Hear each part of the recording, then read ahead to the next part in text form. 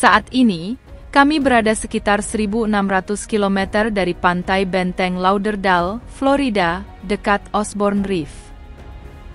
50 tahun yang lalu, orang-orang memutuskan untuk membuat terumbu karang buatan di sini, tetapi mereka tidak menyadari bahwa hal itu akan menimbulkan masalah. Terumbu karang itu terbuat dari ban. Meskipun gagasan membangun terumbu karang buatan pada umumnya baik untuk meningkatkan kehidupan laut dan meningkatkan wilayah penangkapan ikan, penggunaan ban dimaksudkan untuk menyelesaikan dua masalah: membantu kehidupan laut berkembang dan membersihkan sampah. Pada tahun 1970, rencananya adalah membuang ban mobil ke laut untuk mengurangi sampah. Sekarang, gagasan itu tampaknya tidak hanya salah, tetapi juga cukup gila. Zaman telah berubah, begitu pula pemahaman kita tentang ekologi. Pihak berwenang di Broward County mendukung pembuangan ban, dan bahkan Korps Zeni Angkatan Darat Amerika ikut terlibat. Pada musim semi tahun 1974, lebih dari 100 kapal swasta bergabung dengan proyek tersebut, yang dipimpin oleh USS Truce dari Angkatan Laut Amerika. Mereka membuang ribuan bundel ban ke terumbu karang, yang berpuncak pada pembuangan 2 juta ban yang diamankan dengan klip baja di atas 37 hektar dasar laut. Lebih dari 1.600 km lepas pantai dengan kedalaman 20 meter. Pernahkah Anda bertanya-tanya, mengapa kita memiliki begitu banyak ban yang dibuang? Hal ini bermula pada tahun 1960, ketika ban bekas mulai menumpuk di tempat pembuangan sampah. Ban-ban tersebut berakhir di tempat pembuangan sampah ilegal, yang menyebabkan berbagai masalah besar, termasuk kebakaran besar yang memperburuk kualitas udara dan air. Tempat pembuangan sampah ini juga menarik serangga dan nyamuk, yang menimbulkan risiko kesehatan bagi kota-kota di sekitarnya. Saat itu, tidak seorang pun tahu bagaimana cara menangani tumpukan ban yang semakin banyak. Ban butuh waktu lama untuk terurai, sekitar 50 hingga 80 tahun di tempat pembuangan sampah. Ban terus menumpuk, dan sekitar 75% dari ruang yang ditempatinya hanyalah sampah, menunggu penggunaan yang lebih baik. Setiap tahun, 1 miliar ban dibuang, dengan sekitar 4 miliar berakhir di tempat pembuangan sampah dan gudang di seluruh dunia. Keadaan berbeda 50 tahun yang lalu ketika jumlah mobil lebih sedikit, sehingga lebih mudah mengumpulkan cukup ban untuk membuat terumbu karang. Osborne Reef dimaksudkan untuk menjadi terumbu karang buatan manusia terbesar, yang menarik banyak orang untuk berpartisipasi.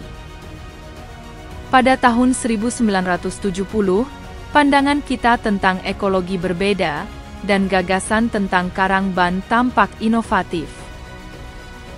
Tujuannya adalah untuk menyediakan habitat bagi makhluk laut, yang berpotensi meningkatkan kehidupan laut di area tersebut, mirip dengan membangun lingkungan baru dengan berbagai fasilitas.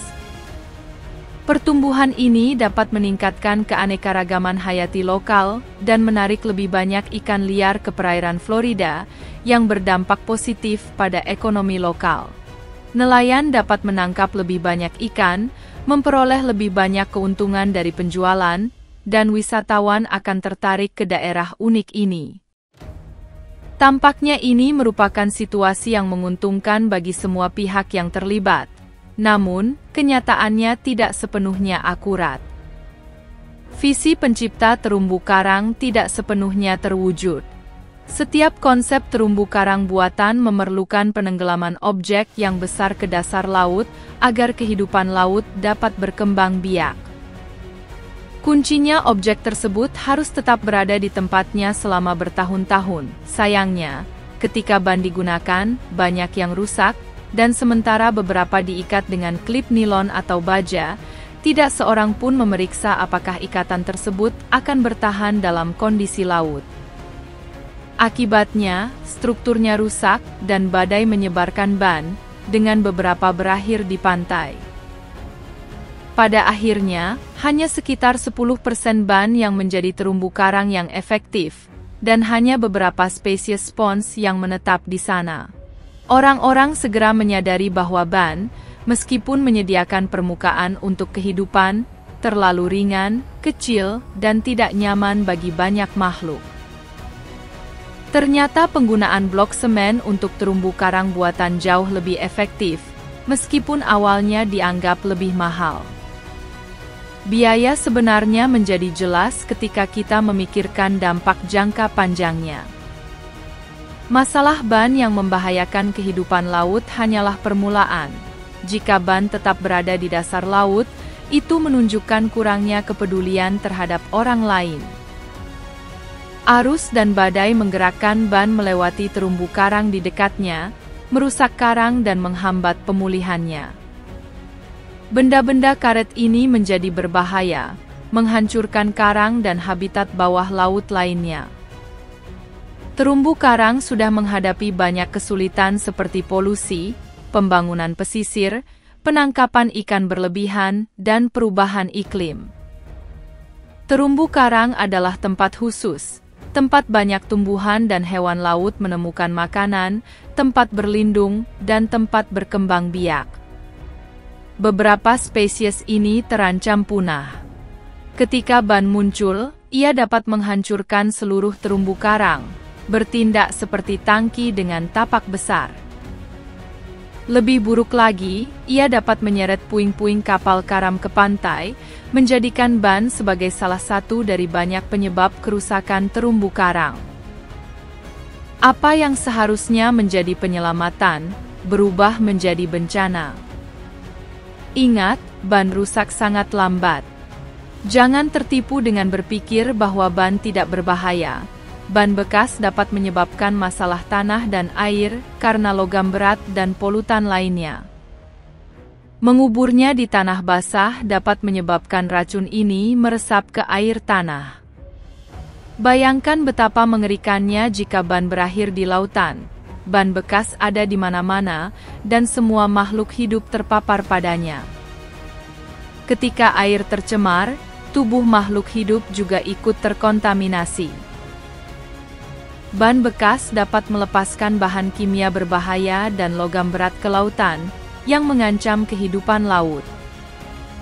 Zat beracun dapat mematikan bagi kehidupan laut. Saat ban pecah menjadi potongan-potongan kecil, menciptakan bahaya yang dapat menjerat hewan laut, yang menyebabkan kematian mereka. Menariknya, terumbu karang buatan menarik banyak ikan, yang kedengarannya bermanfaat.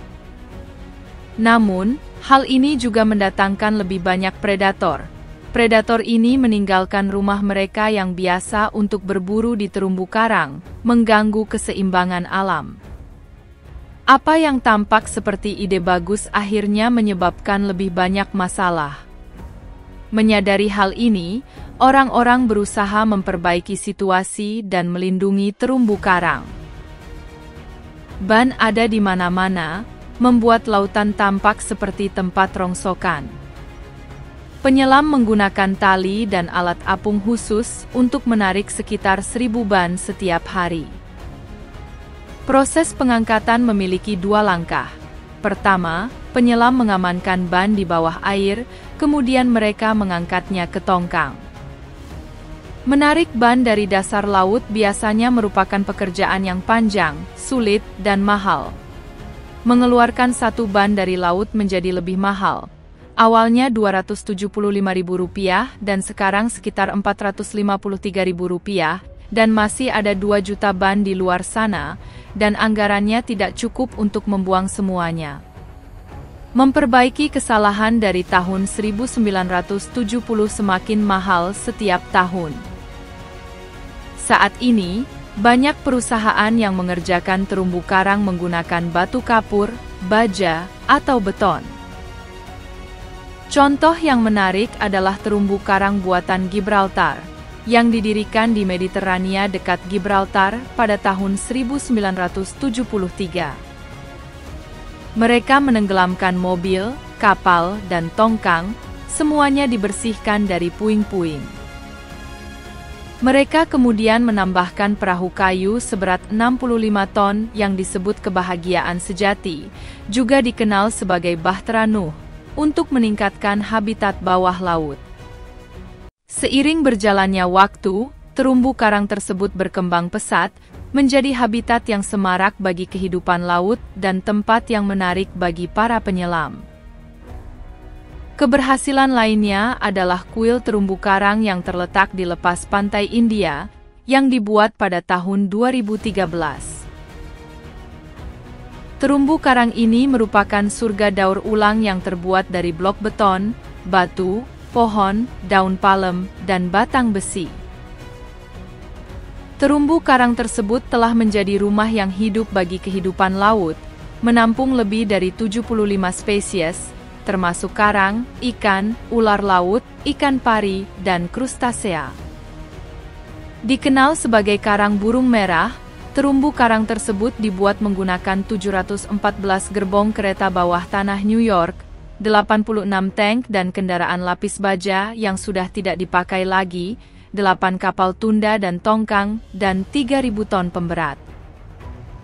Antara tahun 2001 dan 2008, kehidupan laut di sekitar terumbu karang tumbuh 400 kali lipat. Mereka menggunakan bahan-bahan yang stabil dan ramah lingkungan untuk membangun terumbu karang buatan, seperti pesawat terbang, kapal perang besar, patung beton yang diisi dengan abu, isolator porselen, dan karang yang pecah.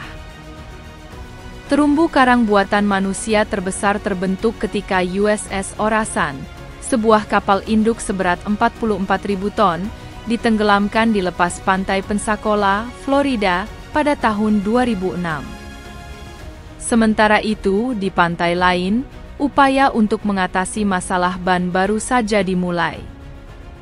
Terima kasih telah menonton, dan jika Anda merasa video ini informatif, harap ingat untuk menyukai, membagikan, dan berlangganan untuk mendapatkan video terbaru kami.